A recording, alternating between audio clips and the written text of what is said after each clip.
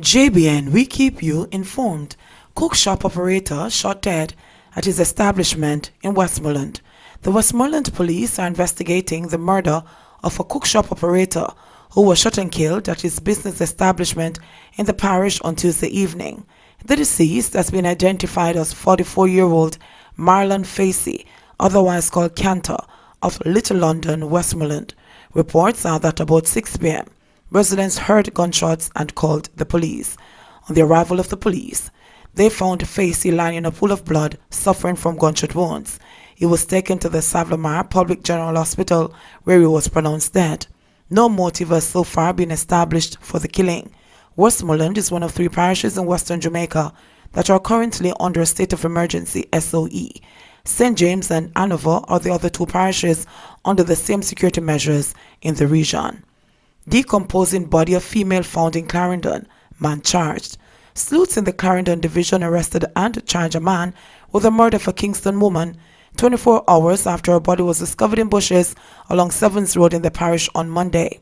Clarendon's crime officer Deputy Superintendent Anglin, who led the investigative team, said the team worked tirelessly, following up on leads and completing the necessary paperwork to lay the charges.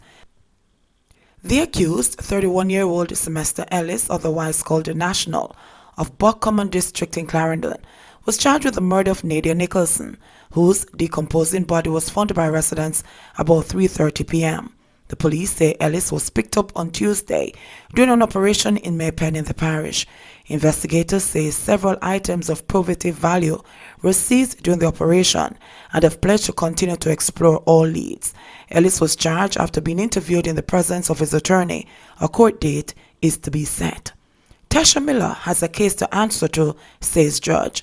Justice Georgina Fraser yesterday declared that Tasha Miller has a case to answer to.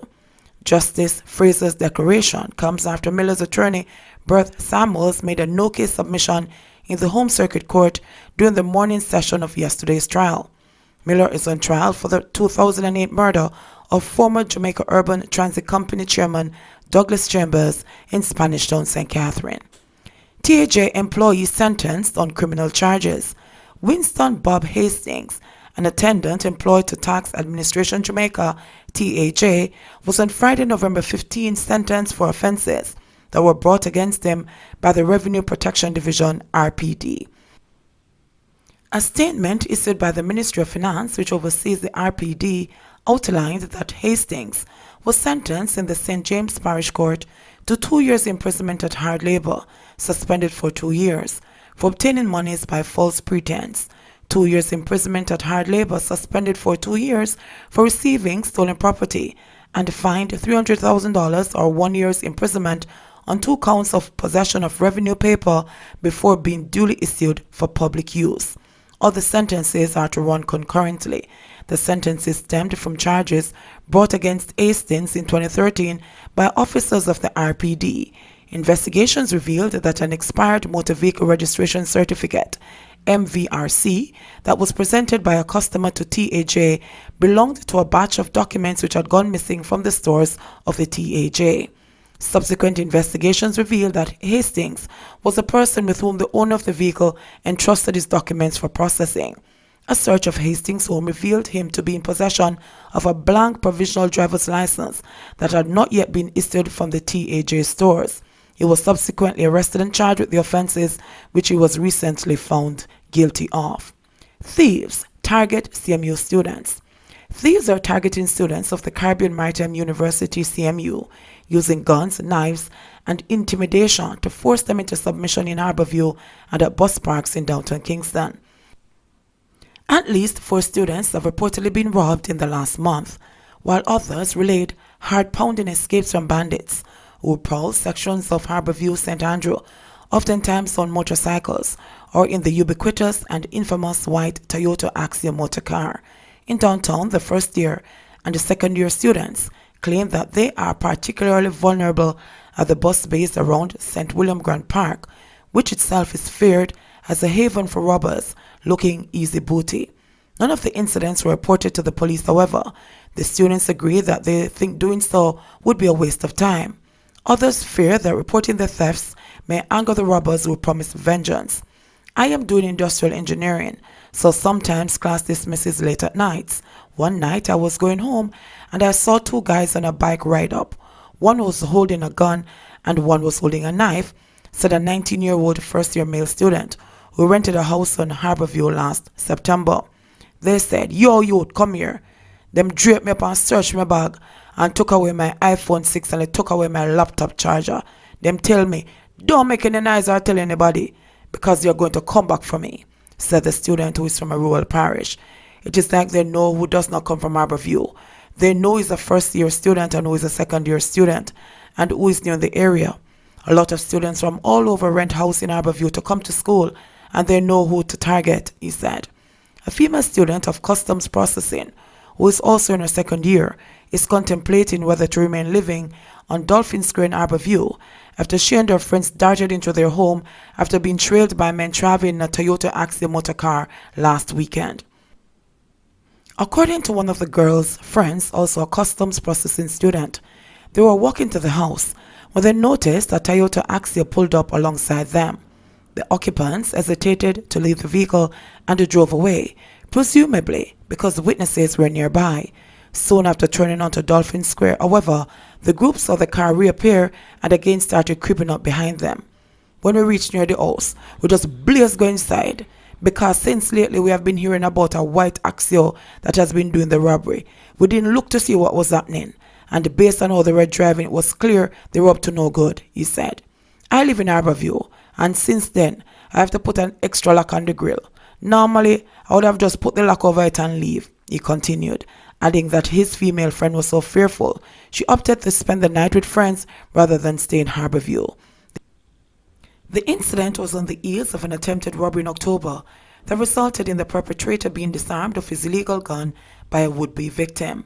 The robbers escaped, but the weapon was later turned over to the cops. It also followed the bolstering of security by shop owners at the Harborview Plaza, where thieves reportedly strike in broad daylight. Last weekend, 8 persons were shot at a late-night party. 2 persons succumbed to their injuries.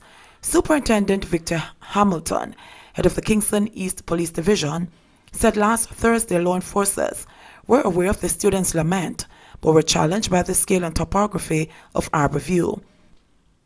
We get the complaints, and I do believe that some of them are authentic, but Harborview is so big, so many students live there. We are very concerned, but there are so many things happening in this division, said Hamilton, noting that robbers are being aided by residents of some areas. Harborview is ringed by communities such as Melbrook Heights, and once you're there, you can basically see every single person coming into Harborview. We have patrols, but we are up against people who are feeding the criminals with information on the ground, said Hamilton. In the meantime, one first-year logistics student theorized that students may be the victims of a stigma attached to the quasi-military uniforms they wear. The thieves have it to say that we are rich when we go to CMU. I don't know if it is because of the uniform, the student said. According to the student, she and her friend had the shock of their lives when 2 men, one armed with a gun and the other a knife, brandished the weapons outside St. William Grant Park and demanded their valuables. My friend was deeply traumatized. She just stood there in shock, not doing anything. At the same time, I had to give up my 2 Samsung phones in order to make sure that we are safe. Since that, I am very afraid of going downtown, said the student, who commutes from Portmore in St. Catherine to school daily. Last week, officials at CMU said that the school was aware of some of the incidents. Since these incidents have taken place off campus, as you indicate, we imagine that some incidents may not have been reported to school authorities but to the police, said Archibald Gordon, Director of Marketing and Communications at CMU. Because only a few incidents have been reported to campus authorities and involve our students, we contacted the police divisional headquarters, which encompasses the Harborview Police. We had 2 recent town halls general assemblies where representatives from the divisional headquarters were invited to address the students on how to protect themselves off campus and what to do in case they are approached, he said, adding that the school has direct contact with the police.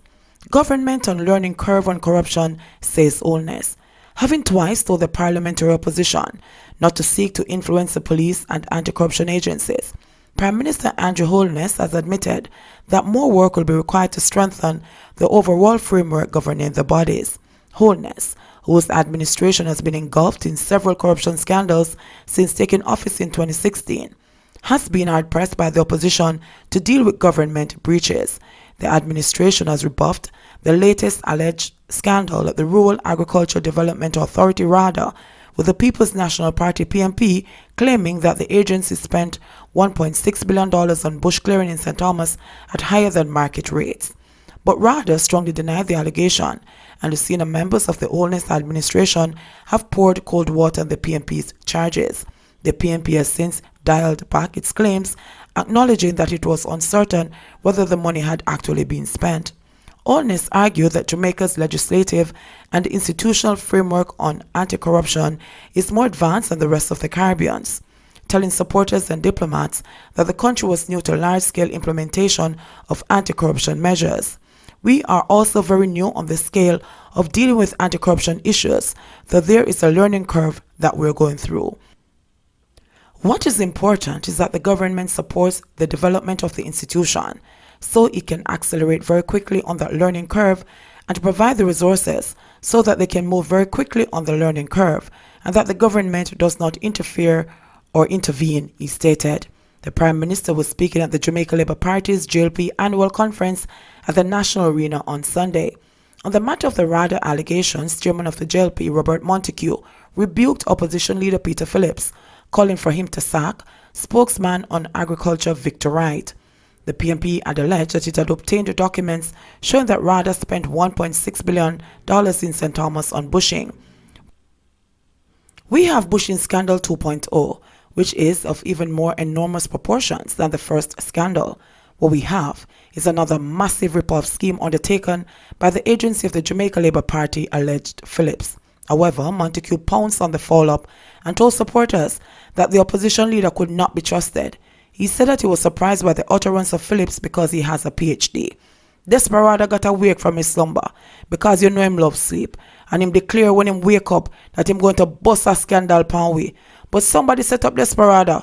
Somebody thief a piece of paper up a radar, and the paper with them thief had a list of farm roads up in a St. Thomas with the estimates to repair the roads, and them give it to Desperado. Desperado, so we spend 1.6 billion pound bushing. If we did spend so much money pound bushing, no bushing left for St. Thomas, no bushing left for Portland. So all the goat where the man left for Portland, all them the goat they would then dead for hungry because no bushing left, Montague said, ribbing PNP caretaker for Portland Eastern, Damien Crawford, who referenced goat herding as part of his election failed campaign in the summer. JBN, we keep you informed. Please remember to like, subscribe, share, leave us a comment and click the notification bell to receive our daily news items.